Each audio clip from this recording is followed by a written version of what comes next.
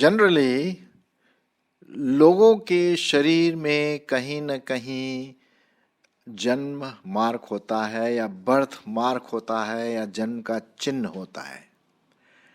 आजकल लोग बोलते हैं यार तेरा तिल कहाँ है। तिल वो काला सा छोटा सा दाग होता है जो हमारे शरीर में, हाथ में, नाक में, पाँव में या शरीर के और दूसरे अंगों में पाया जाता है, और जिसे हम इंग्लिश में मोल भी कहते हैं। कहीं कहीं पर क्या होता है कि जन्म से ही उस व्यक्ति का कहीं पर नाक के नीचे कुछ बड़ा सा मोटा होगा या कान के पीछे होगा या छोटा सा कान कहीं कट होगा। मतलब अलग अलग प्रकार के जन्म चिन्ह पाए जाते हैं। इसको हम इंग्लिश में कहते हैं बर्थ मार्क। कहने का मतलब जब आप जन्म लेते हैं, हम सब जन्म लेते हैं, तो उस समय ये हमारे शरीर में आ जाता है। अब इसके बारे में मुझे तो पता नहीं कैसे होता है, क्या होता है, लेकिन ज़रूरी है कि ये बायोलॉजिकल प्रोसेस, एक प्रक्रिया होती है जो हमारे जन्म में ये चीज़ें लाती हैं। और कई लोग इसका अलग अलग मीनिंग भी लगाते हैं। कई लोग बोलते हैं कि यदि भाई आपका तिल कहीं आँख के आसपास है तो आपकी आँख की रोशनी तेज होगी, या अलग अलग प्रकार के। अब इसमें क्या सच्चाई है ये तो मैं नहीं बोलूँगा यहाँ पर, लेकिन इतना ज़रूर है कि आपके भी कहीं ना कहीं बर्थ मार्क होगा, जन्म चिन्ह होगा।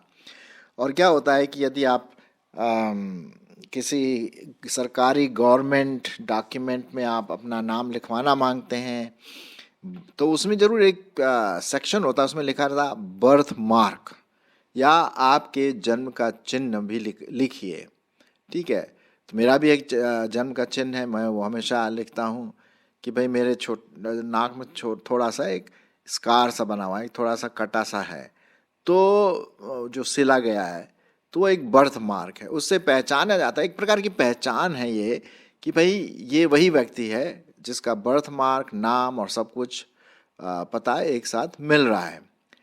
तो अब आप जान लीजिए कि भाई आपका बर्थ मार्क क्या है कितने तिल हैं। ऐसे भी बताया जाता है कि भाई जो बहुत तिलों से भरा होता है, काला सा दाग सा, वो बड़ा सुंदर लगता है, सुंदर लगती है। लोग यही देखते हैं कि कहाँ कहाँ मेरे तिल हैं या मोल हैं, है कि नहीं।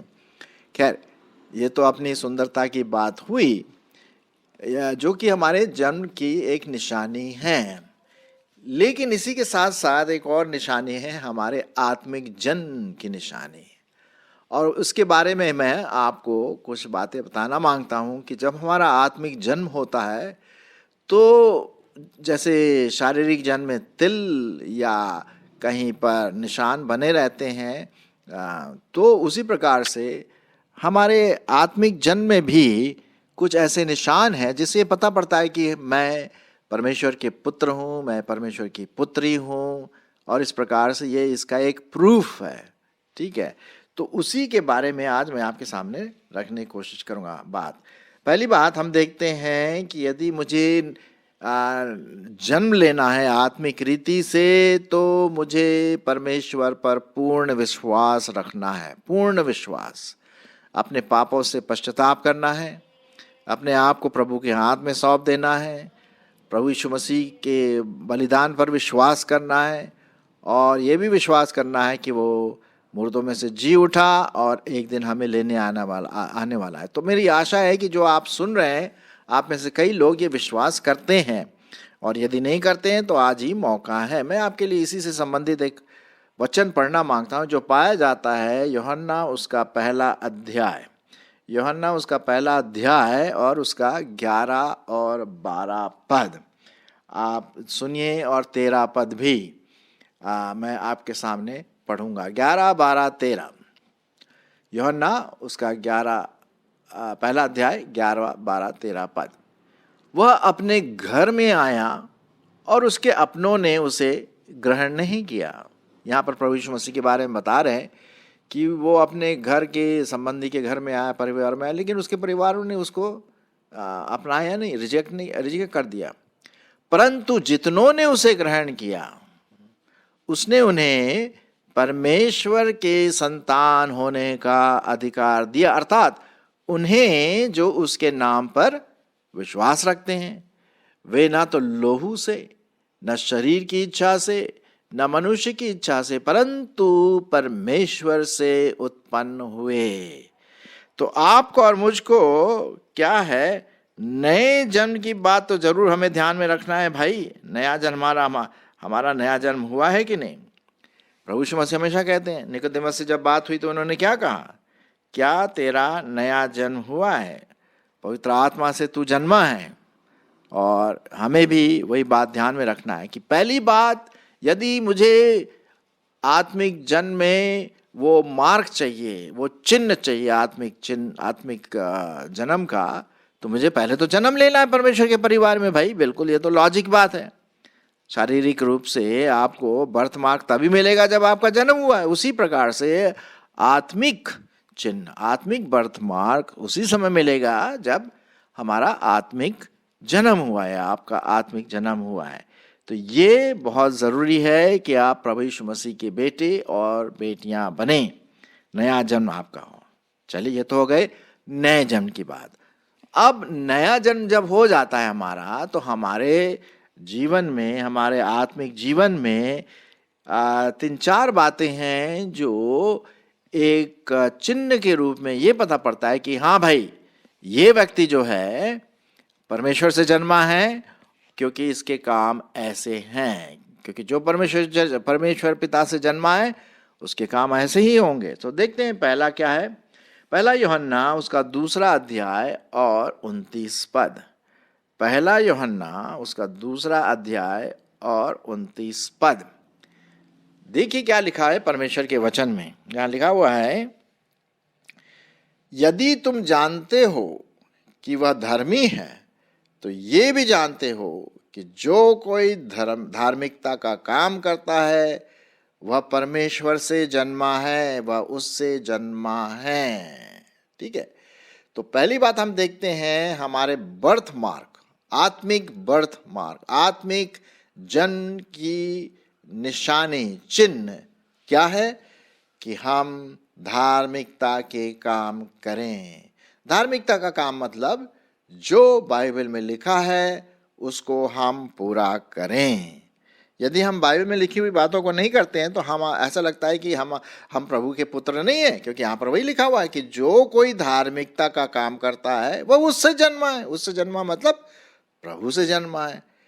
तो पहली बात, पहला जो हम देखते हैं आत्मिक जन्म का चिन्ह मार्क, वो है धार्मिकता का जीवन, पवित्रता का जीवन, वचन वाला जीवन, पवित्र आत्मा से भरा हुआ जीवन।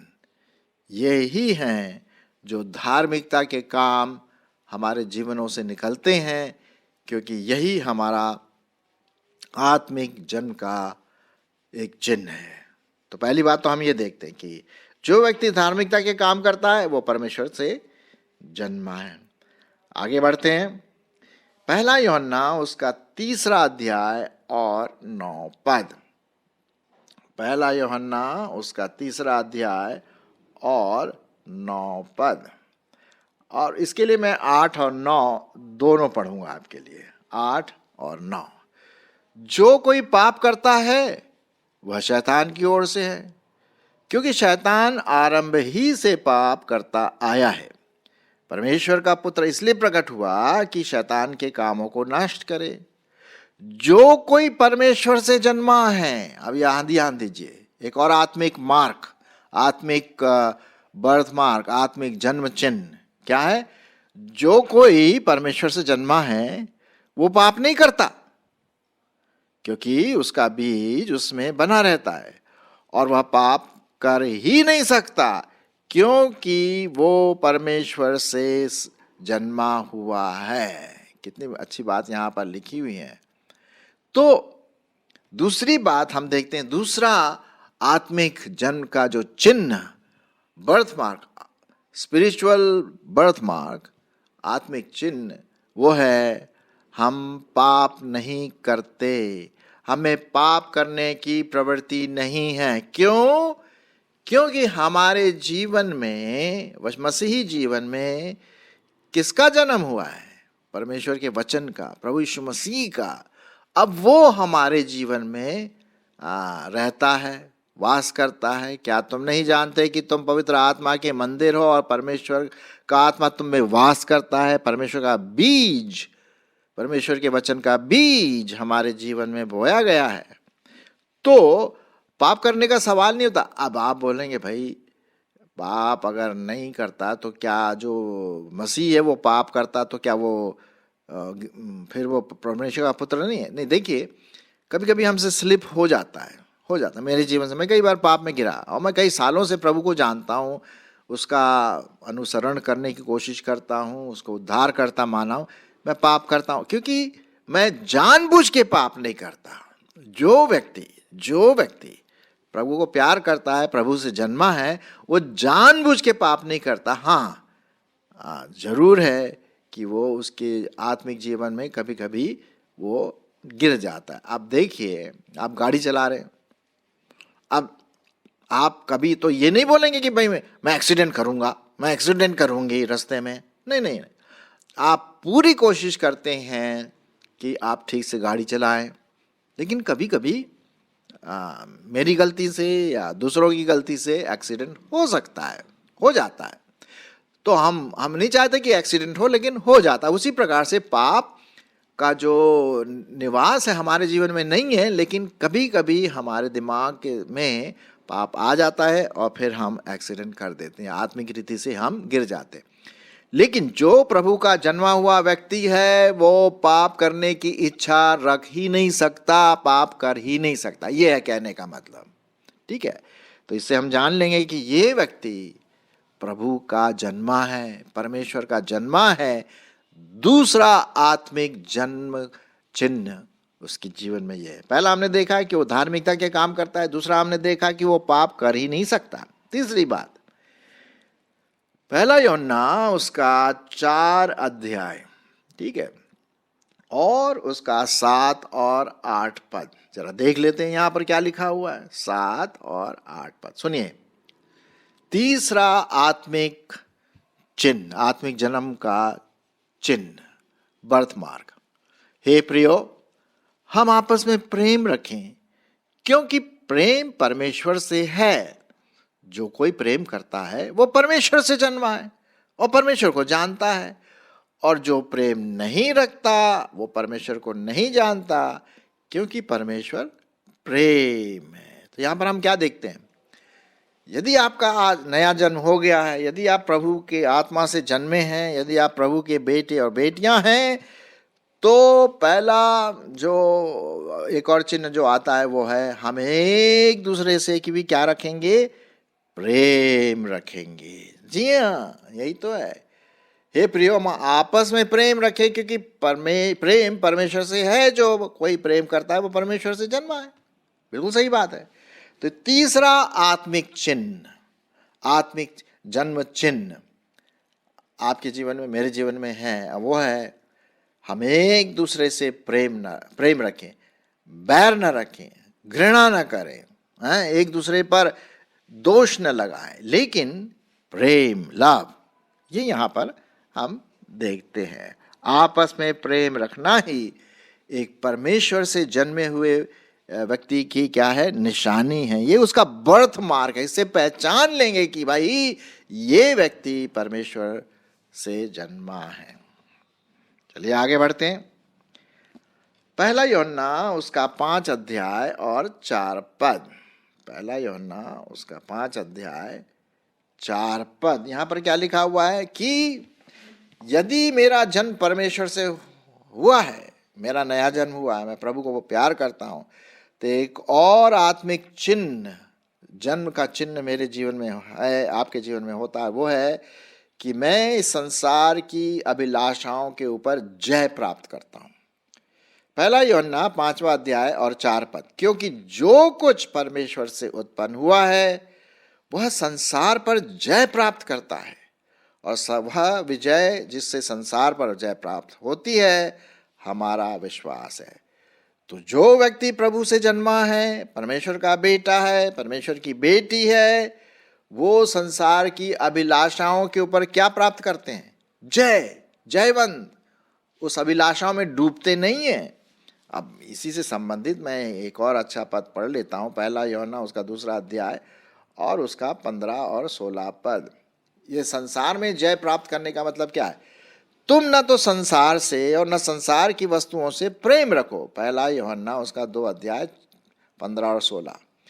तुम न तो संसार से न संसार की वस्तुओं से प्रेम रखो। यदि कोई संसार से प्रेम रखता है तो उसमें पिता का प्रेम नहीं है, क्योंकि जो कुछ संसार में है इसी पर हमें विजय प्राप्त पाना है। ठीक है, जो कुछ संसार में है अर्थात शरीर की अभिलाषा, आंखों की अभिलाषा और जीविका का घमंड, वो पिता की ओर से नहीं है परंतु संसार ही की ओर से है। संसार और उसकी अभिलाषाएं दोनों मिटते जाते हैं, पर जो परमेश्वर की इच्छा पर चलता है वह सर्वदा बना रहेगा। 17वां पद भी मैंने पढ़ लिया आपके लिए। तो यहां पर हम क्या देखते हैं? एक और आत्मिक जन्म का चिन्ह है ना, आत्मिक जन्म का बर्थ मार्क। और वो क्या है कि हम संसार की अभिलाषाओं पर जय पाते हैं। आंखों की अभिलाषा है, घमंड है, शरीर की अभिलाषाएं है ना, इन पर हमें जय प्राप्त करना है।